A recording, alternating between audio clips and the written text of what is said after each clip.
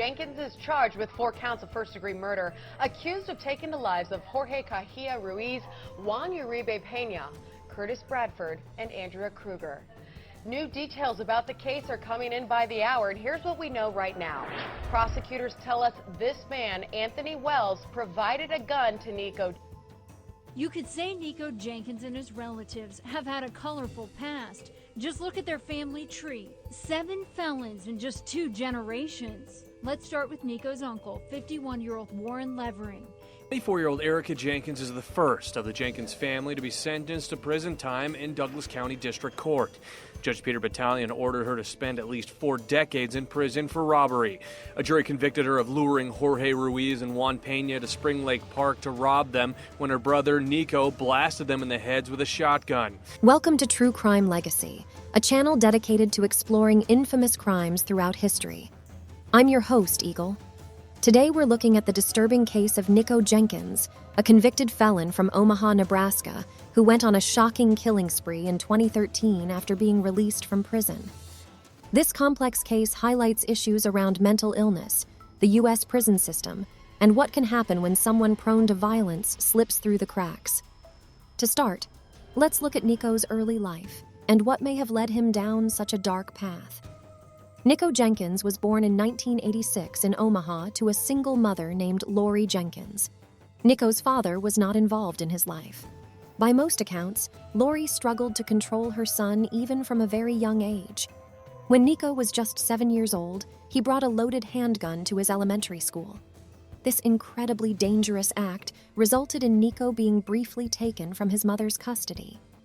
Even at such a young age, it was clear that Nikko had severe behavioral issues.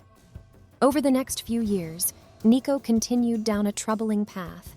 He was aggressive and violent, assaulting other children at the group home he had been placed in. By age 11, he had already committed theft on multiple occasions. Nikko was also frequently truant and struggled academically, with some indications he may have had an intellectual disability. Things escalated dramatically when Nikko was 12. After assaulting someone with a knife, he was sent to a youth detention center. The next year, he was moved to a youth rehabilitation facility in Kearney, Nebraska. But this did nothing to curb his violent tendencies. Nikko continued to break rules and lash out at both peers and staff members. In 2002, at age 15, Nikko committed 2 brazen armed robberies in Omaha. In one case, he carjacked a woman, forcing her out of her vehicle at gunpoint. In another instance, he robbed a different woman by jumping into her car and making her drive him to an ATM to withdraw cash. These reckless crimes landed the troubled teenager in adult prison, where he would spend most of the rest of his life. Nikko's sentence was 15 years behind bars. Some questioned whether incarcerating someone so young in an adult facility was the right approach. But the focus was on punishment rather than rehabilitation. Behind bars, Nikko quickly gained a reputation as an unpredictable and dangerous inmate. While incarcerated, he racked up additional time for assaults on both fellow prisoners and guards. Nikko joined a gang for protection in prison. He fashioned homemade weapons and seemed to thrive on intimidation and violence. Nikko spent most of his sentence in solitary confinement due to his frequent outbursts and attacks. This kind of isolated imprisonment has been linked to serious mental health consequences in some inmates. In Nikko's case, he reportedly became paranoid, erratic, and suffered hallucinations while segregated. While behind bars, Nikko was diagnosed with schizophrenia by prison psychiatrists. He also claimed to be suffering from other mental illnesses like bipolar disorder. However, questions were raised about whether Nikko might be exaggerating or fabricating some of his symptoms. For example, Nikko told doctors he heard voices from ancient Egyptian gods ordering him to do strange things. Some saw this as a clear sign of mental illness, but others wondered if Nikko was making these bizarre claims in order to be viewed as mentally unfit. One psychologist outright accused him of malingering, meaning fabricating or exaggerating illness for secondary gain. But other experts retained by Nikko's defense team insisted he was indeed suffering from paranoid delusions and psychosis. If this was the case, solitary confinement would have only worsened his condition. Whether his symptoms were real or not, Nikko continually refused to take psychiatric medications while in prison. This decision was questioned by the judge who sentenced him for assaulting a guard. Nikko claimed he avoided medication because of the hostile environment of prison, but others suspected he knew medication would have made it harder to claim insanity or incompetence. On some occasions, Nikko did take meds briefly when forced to. An attendant at his hearing claimed Nikko was mostly non-violent and compliant while on medication. After serving 10 years behind bars, Nikko Jenkins was released at age 26 on July 30th, 2013. This was concerning to many who felt he was a danger to himself and others. Fears mounted after Nikko sent rambling, incoherent letters to two judges shortly before his release. These letters seemed completely detached from reality. In one, he referred to himself as a lethal warrior and told the judge, "I will see you very soon." This threatening message had law enforcement on high alert. Nikko's mother, Lori, had also warned officials her son was not ready for release.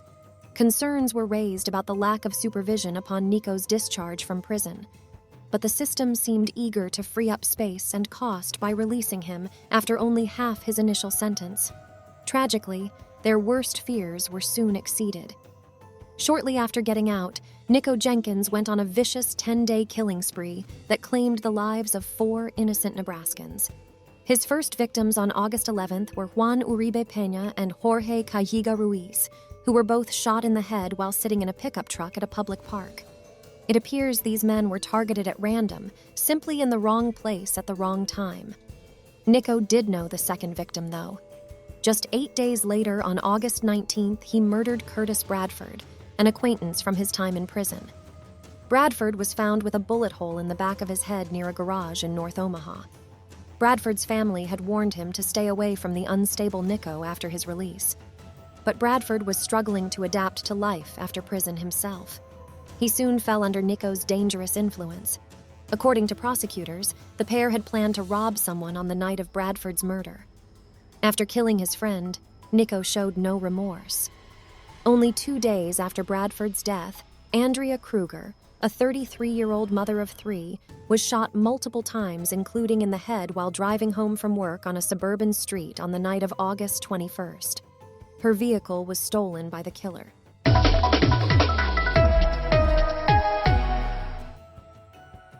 He has his past, and his MO is not murdering people. He don't have it in his heart. Just hours after this interview, Shalonda Jenkins and 2 of her in-laws were taken in for questioning. Sources tell us her husband, Nikko, may be connected to several unsolved homicides. Nikko Jenkins and 2 women just arrested in the past 24 hours have not been excluded as possible suspects in the death of Andrea Kruger. Good evening, I'm Adrian Whitsett, and 26-year-old Nikko Jenkins was arrested Thursday on a separate warrant for terroristic threats. Only KTV News Watch 7 there late last night as investigators seized about 20 bags of evidence that may be linked to several area homicides. Omaha police served the search warrant at the Tudor Heights apartments near 108th and West Maple. And at this hour, sources tell us 7 people are being questioned for several unsolved homicides. In the big story at 6, KTV News Watch 7's Hannah Pickett joins us live from Douglas County Corrections with the very latest. Hannah? Yeah, Adrian, Nikko Jenkins, his sister Erica, and friend Christine Bordeaux were all arrested last night on unrelated charges.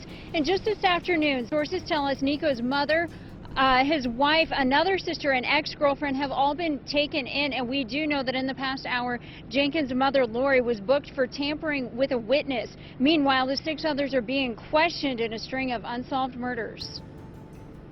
Officials won't say what they took from this Tudor Heights apartment Thursday night, but sources say evidence recovered may be connected to several unsolved homicides. This apartment near 108th and Maple is where police arrested 26-year-old Nikko Jenkins Thursday for an outstanding felony warrant for terroristic threats. Sources say Jenkins' ex-girlfriend called police saying he threatened to kill her and her family. And the woman reports Jenkins told her he was going to send demonic forces to her mother's house. But sources say that's just the tip of the iceberg.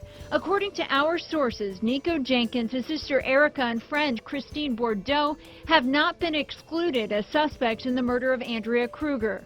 Sources say they're investigating Jenkins in the murder of Curtis Bradford 3 days earlier. Jenkins' wife says he was with Bradford at a party the night before witnesses found him dead, shot in the head near 18th and Curtis.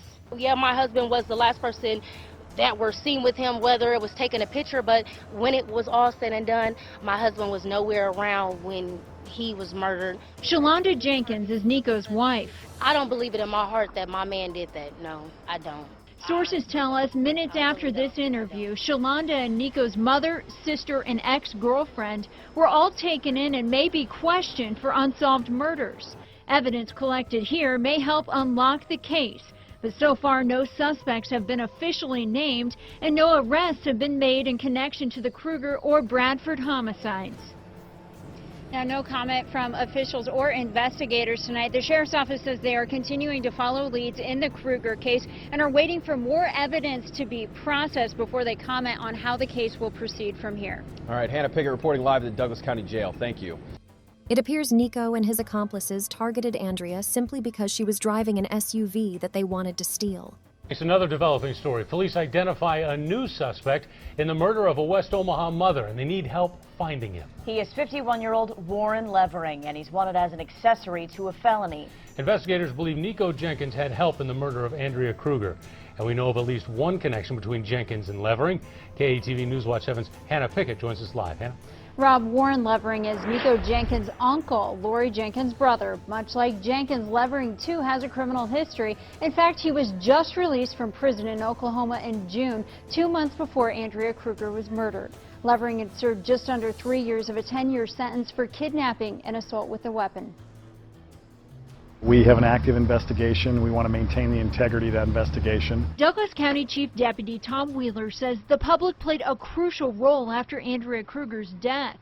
Tips led investigators from the murder scene near 168th and Fort to her SUV near 43rd and Charles. Now they need your help again to find this man, 51-year-old Warren Levering, wanted as an accessory in Kruger's murder. We do need to get him off the street. We need to talk to him. We need to find out, we need to get some answers to some questions that we have. Investigators won't elaborate on what role Levering might have played, but they do say Levering is connected to Kruger's accused killer, Nikko Jenkins, in more ways than one. Mr. Levering is Nikko Jenkins' uncle and Lori Jenkins' brother, so he does have a relationship with Mr. Jenkins. Warren Levering also related to Jimmy Levering, who was killed in 2011. Jimmy was charged with murder in 2006, but the charges were dropped when, according to prosecutors, witnesses backed out. As for Andrea Kruger's murder, deputies say the case is far from over, that they're leaving no stone unturned in hopes of bringing everyone involved to justice. Well, we believe it's important. We have up to $1,000 available in Crime Stoppers funds to put to this effort. This case is active and ongoing, and we're trying to go where the evidence takes us. And right now, he's an individual we need to speak with. Now, if you know anything about the whereabouts of Warren Levering, call the Douglas County Sheriff's tip line, 402-444-6000. Rob, Brandy, back to you. Thanks, Hannah. Her murder was utterly senseless and cold-blooded. Ballistics tests and DNA evidence soon linked all 4 murders to the same perpetrator. Security footage also captured images of Andrea's stolen vehicle being driven around Omaha by an unidentified suspect. As police closed in, they received tips implicating Nikko Jenkins in the string of random killings that had terrorized the city over 10 bloody days. Prosecutors say this man killed Andrea Kruger. Tonight, her brother is speaking out for the first time since hearing the gruesome details of her death. He's far from a scary man. He's a very weak individual, and I myself have nothing to fear in looking at Nikko in his eyes. He has everything to fear. Good evening, I'm Brandy Peterson. Rob McCartney has the evening off. Nikko Jenkins is charged in the murder of Andrea Kruger and 3 other people. Jenkins' sister, cousin, and uncle are all charged as well. Tuesday, investigators testified about the graphic circumstances surrounding the murders. Details Kruger's family heard for the first time. KATV News Watch 7's Hannah Pickett spoke with her brother and joins us live with the big story at 6. Hannah? Brandy, before Tuesday, Andrea Kruger's family only knew what we've reported, that investigators thought Nikko Jenkins pulled the trigger, and they thought that the murder was motivated by robbery and thrill. But inside this courtroom earlier this week, they heard much more. Difficult details to process as the entire family tries to heal. For Andrea Kruger's big brother, sitting through her accused killer's hearings is something he feels he has to do. I wasn't there the night to help protect my sister, and I feel I owe it to her to stand there and make sure that they are doing everything they can to protect her. And if they're not, I'm at least able to voice my opinion in a reasonable amount of time to make sure something gets done. Inside this courtroom Tuesday, he concentrated on Nikko Jenkins on purpose. I did the best I could to make as much eye contact with him as I could, hoping he could maybe see my sister in me, and hoping that wears on him a little bit. Tuesday was the first time Kruger's family heard the gruesome details about how she was killed, including the roles Nikko Jenkins' family members are accused of playing. Hearing all that, you know, I guess you can't prepare for that. You know, sitting there, the anger, the heartache, and then just feeling sorry for those individuals. Robert says the details were difficult, but he says he doesn't believe them all, saying he knows his sister fought back rather than pleading for her life, as Nikko told investigators. Nikko, you know, probably had to shoot him to defend himself after they got into their altercation. Now Roberts and his family focus on Andrea's 3 kids, hoping her very young daughters will somehow remember their mom. That's what's weighing on our hearts the most, is that they won't be able to remember how great their mother truly was to them. That's what's really sad, is Nikko took that away from those 2 girls. They'll never get to know their mother and how great of a woman she really was. Now, Nikko Jenkins is being held here at Douglas County Corrections on no bond as he awaits trial. His sister Erica went before a judge here this afternoon, charged with 2 counts of conspiracy for her roles in Kruger's murder and in Spring Lake Park. A judge gave her $10 million bond for each count, but it's a moot point considering she's held on no bond for Curtis Bradford's murder. Their uncle, Warren Levering, went before a judge today, too, for first-degree murder and weapons charges in Kruger's death. A judge also gave him no bond. Reporting live at Douglas County Corrections, Hannah Pickett, KETV News Watch 7. Thank you, Hannah. Acting on this information, officers tracked Nikko down to a relative's home where he was arrested without incident on outstanding warrants on August 29th. In initial interviews with detectives, Nikko denied any involvement in the murders.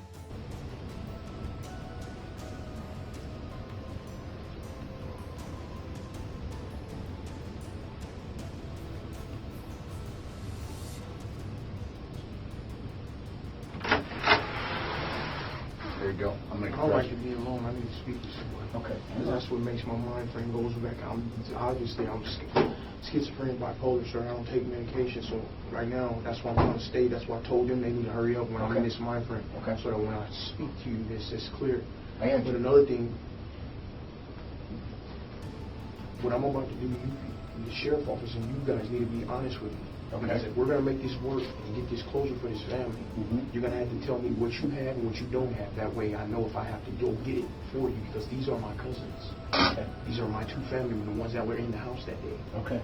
Okay. They're brothers, but the one of them, you think I'm a mental case. He's a severe mental case. He has documented being in Lincoln Regional Center, Psychiatric Hospital. See what I'm saying? So all right, he goes into, like, even when y'all arrested me, I don't know if you were on the team, but he was acting up when they were pulling us out the house. Okay. You know what I'm saying? So I just don't want this to, you know, that's why I didn't want to talk down at the jail, because there's family members on my dad's side, because this is on my father's side. Okay. I get him on the stick, all right? I'm going to make you a fresh pot, too. That's not the best. That's what we got right now. But I'll make you a fresh pot. Here it is. All right? You good? I need to speak to her superiors about this, the ones that I know that can... He's my boss. This is a man. The ones that I know that can make the... Nikko, John Pankin. First of all, this is going to be a long night, but you're going to get everything that you're going to need to give her family closure. But I want you to understand something, and I'm going to say this very clearly. I was not there. Only thing I was hearsay, not hearsay, but to say, like, okay, my religion of Katoni Asumpel, that's the underworld. He was like on the mummy, the black book. So this was them, my little cousins, the one that were in the house with me, that when I got served a search warrant. Right. This was their ritual of sacrifice. And I'm going to give you from A to Z. This is not no goose chase. This is the real deal right here, which you people signed up for. Before we get any further, though, I need to read you this rights advisory form, okay? Okay. I never knew the who, the what, the when, the where. Only thing I gave was the intelligence. Okay. Describe this to me. What this 9mm? Describe it to me. Describe the weapon. Yes.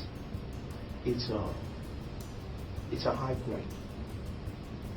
It's a high point lead. It's a high point rifle, but it shoots 9mm slugs. And if you was to see this weapon, you would not believe that it was the murder weapon. Like I said, weeks prior to this, when I first got out, I gave intelligence. Like I said, I didn't know who was coming, what was coming, who was it going to be used on. All I did was give the intelligence. What kind of intelligence? Intelligence of when would be the best window of opportunity, what roads to take in. If you're going to do something way out west, they have cameras on the lights. As you know, when you take Fort from Military Ave, it takes you all the way out with no cameras, pitch black at nighttime. You realize that one, right? So if you're coming from that crime scene, you can hit it straight out to Fort, and take Fort all the way back to Military Ave, all the way to the Walmart. That's right off the interstate. Ain't that Walmart right off the interstate? Off of Military Ave? Yeah. So my point is, things like that, the intelligence of what paths to take, you know what I mean, to avoid the cameras, things of that nature. Bar closed at this time, bartenders, and they walked out to their cars, but after that, you know what I mean, you know what I mean? Because the specific point was to get her to an isolated place. You see what I'm saying? To where, and obviously, when you're out there, only thing that's, like, especially off of Maple, once you leave off of Maple, everything is black. Everything's black out there. So, it was a perfect opportunity. And that's why y'all don't even understand, man. I don't understand how hard this is for me right now, because I'm portraying my family. Do y'all understand it? This is not just me. I understand one family's getting closure, you know, but I'm literally betraying my family and my bloodline. After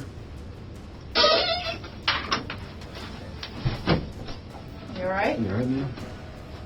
You all right, man? That's what I don't understand, man. Is that all I was in the restaurant corrections, man. All I wanted was help from the people, man.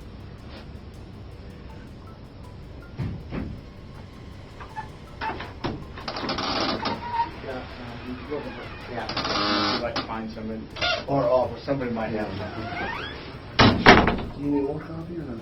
Yes, please. Okay. But I'm telling you right now, what I just given them, I will testify to that. This is the first time that I've ever aided and assisted law enforcement in my life.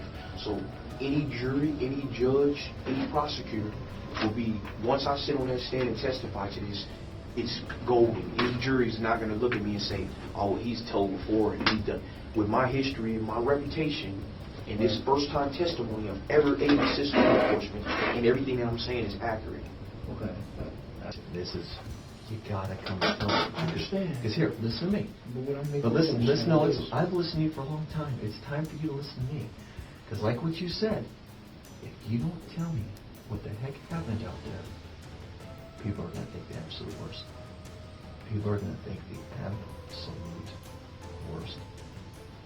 Hey, if this a robbery went bad, if there's someone panicked, if they did something really stupid, now's the time. Because otherwise, you're right. They're going to look at Nikko Jenkins as a flat-blooded killer. That's what's going to happen. Do you not realize I got Nikko Jenkins? Do you not realize that? I got Nikko Jenkins. I got you. What do you mean you got me? I got your DNA at the murder scene. I got your DNA in the car. Sir. I got the weapon. I got Nikko Jenkins. I don't need to make... I don't care about it. I just want other people that are involved in it. What the hell happened out there? And why? I already... You know, I know who. I know what. I know when. I know where. And then when I talked to you earlier, you were saying stuff about a carjacking. That woman's husband and children, that woman's husband is grieving right now. This is not just some psycho killer that just wanted to go trophy. I am documented psychiatrically disordered. I'm documented chemically imbalanced. This is a fact. Yeah. So my point is... We're well aware of that. My point is this, though. This family didn't deserve this. Right. This could have been prevented had it not been for Nebraska Department of Corrections doing what they knew what they supposed to have did. And they never gave me an opportunity. They never gave me an opportunity for treatment because I wouldn't take the medicine. But eventually, he began to open up. In a chilling confession, Nikko admitted to carrying out all 4 slayings at the command of an ancient Egyptian serpent, god named Apophis. He claimed the murders were human sacrifices ordered by this deity that only Nikko could hear. Nikko said he had no control over his actions, insisting Apophis made him shoot the innocent victims at close range. However, prosecutors believed the real motivation was witness elimination, thrill killing, and robbery. The cold, detached manner in which Nikko described the executions left the investigators stunned. They were dealing with a stone-cold killer who showed no empathy or remorse for ending 4 lives and devastating families. Nikko was obsessed with what evidence police had collected and whether they could link the killings to him. At one point, he even offered to go undercover to help catch the real killer. His confession painted a portrait of a cunning manipulator who was also clearly unstable. Nikko claimed he killed his friend Bradford despite not wanting to, insisting the Egyptian serpent god made him do it. He also denied wanting to harm women, saying he must have been compelled by his hallucinations. After his arrest, Nikko Jenkins would continue to make outrageous claims as his case moved forward. Despite lawyers being appointed to him, Nikko chose to represent himself in court. He filed bizarre legal briefs handwritten in unusual shapes and formats. His appearance was also unsettling, with a face almost entirely covered in tattoos. The cause of Nikko's disturbing behavior remained a matter of intense debate. Prosecutors believed him to be a psychopath who knew exactly what he was doing. Prosecutors say he's faking it. Convicted killer Nikko Jenkins gets another hearing over whether he's mentally competent to face the death penalty. Prosecutors today presented a psychologist's evaluation, and it says Jenkins suffers from a severe personality disorder, but that he's faking other psychiatric symptoms. The psychologist testified he sleeps well, eats fine, but does not show the symptoms you'd expect in people suffering severe psychosis.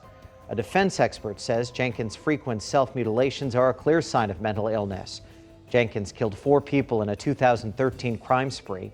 At 6 o'clock, KETV News Watch 7's Camila Ortiz reports on what family members of one of the victims told us about Jenkins' lengthy sentencing process. But some experts retained by the defense said he was a paranoid schizophrenic detached from reality. Testing showed him to possess a very low IQ, which could point to intellectual disability. But Nikko also demonstrated an ability to craft elaborate lies and manipulate those around him. In the end, 2 key facts couldn't be ignored: Nikko's long and well-documented history of violence and the horrific cruelty of his 10-day rampage. On April 16, 2014, Nikko Jenkins would be convicted on 4 counts of first-degree murder. He was deemed competent to stand trial after a judge found him capable of understanding the charges against him. But Julie, death plus 500 years, that's the maximum Nikko Jenkins could receive, and that's what the victims' families have been waiting to hear. It may be a death sentence for Nikko Jenkins. Justify the imposition of a sentence of death for each murder. But for the mother of one of his victims, Curtis Bradford, she can now live again. He's had power over my life for 4 years, and I've struggled for 4 years. He don't get that power today. It was the summer of 2013. Jenkins had just gotten out of prison when he went on a 10-day killing spree. First shooting Jorge Caiga Ruiz and Juan Uribe Peña, then Curtis Bradford, and he randomly targeted Andrea Kruger as she drove home from work in northwest Omaha. Kruger's parents sat quietly in court, hanging on to the judge's every word, now feeling a sense of relief. We're just glad it's over with. It's been a long time, too long. You know. What were you thinking when you came into today? I kind of thought I'd go this direction, and I'm good with that. The Douglas County attorney says the 3 judges did the right thing for the families and for the community. And rest assured that Nikko Jenkins will never be able to hurt anybody again on the outside. Glasgow says her son and her faith give her strength to move on. I'll never forget him. I love him forever, but it's time for me to heal, and I'm ready. So I'm ready for peace. For all the victims' families, peace and each other is what they have to hold on to now that this has come to an end. Nikko Jenkins had plenty of help in his crime spree, from his mother to his sister to his uncle. They are all already in prison. Reporting live at the Douglas County Courthouse, Michelle Bandur, KETV Newswatch 7. Nikko again attempted to plead no contest to the charges, but the judge entered guilty verdicts, nonetheless based on the overwhelming evidence. At the subsequent death penalty hearing, Nikko showed up in court with the words 666 inches carved into his forehead and had to be tasered twice for acting aggressively. On September 24, 2014, he was sentenced to death by a 3-judge panel. The panel determined that Nikko's history of violence and the depraved nature of his crimes outweighed any evidence of mental illness. They found that he had intentionally targeted innocent victims, including killing his friend Bradford. In their view, Nikko knew what he was doing and deserved the ultimate punishment. You could say Nikko Jenkins and his relatives have had a colorful past. Just look at their family tree. 7 felons in just 2 generations. Let's start with Nikko's uncle, 51-year-old Warren Levering. He's a felon just released from prison in Oklahoma and has done time in Nebraska, too. Investigators say he's fathered 7 children with 6 different women in 5 states. This week, prosecutors charged him as an accessory in the murder of Andrea Kruger. They say he helped Nikko get rid of Kruger's car and tried to set it on fire near 43rd and Charles. Prosecutors say Levering got the gas can from his sister's house, Nikko Jenkins' mother, Lori. Lori just bonded out of jail herself this week on an unrelated felony terroristic threats charge. In addition to Levering, Lori has 2 other brothers. Both are convicted felons. One is even currently on parole. Investigators say Lori Jenkins had 6 children with David McGee but never married him. McGee died in 2009 but was a felon himself, convicted of terroristic threats. Of the couple's 6 kids, 4 have been arrested in the past month. 23-year-old Erica Jenkins is a convicted felon, now facing murder and weapons charges in the death of Curtis Bradford. Friday, she told Judge Caniglia she can't be a killer because she's 3 months pregnant. Investigators say she has a 7-year-old son, too, that initially was placed in child protective custody. Erica's little sister, 18-year-old Lori Sales, known as Lolo, is charged in Bradford's murder, too. Prosecutors say she got rid of the murder weapon. A third sister, Melanie, also a convicted felon, bailed out of jail last week on unrelated terroristic threats charges. She's 25, and investigators say she has 3 children under the age of 7, and all were initially placed in child protective custody. As for Nikko Jenkins, he was just released from prison before prosecutors say he shot and killed 4 people. He's 27 years old and legally married to 22-year-old Shalonda Jenkins, seen here in a recent interview, and told us she's pregnant with Nikko's child. Nikko has 2 other sisters, both live out of state, and neither are in much contact with the Omaha Jenkins. A broad look at the ties to one man, a man prosecutors say has uprooted 4 other families.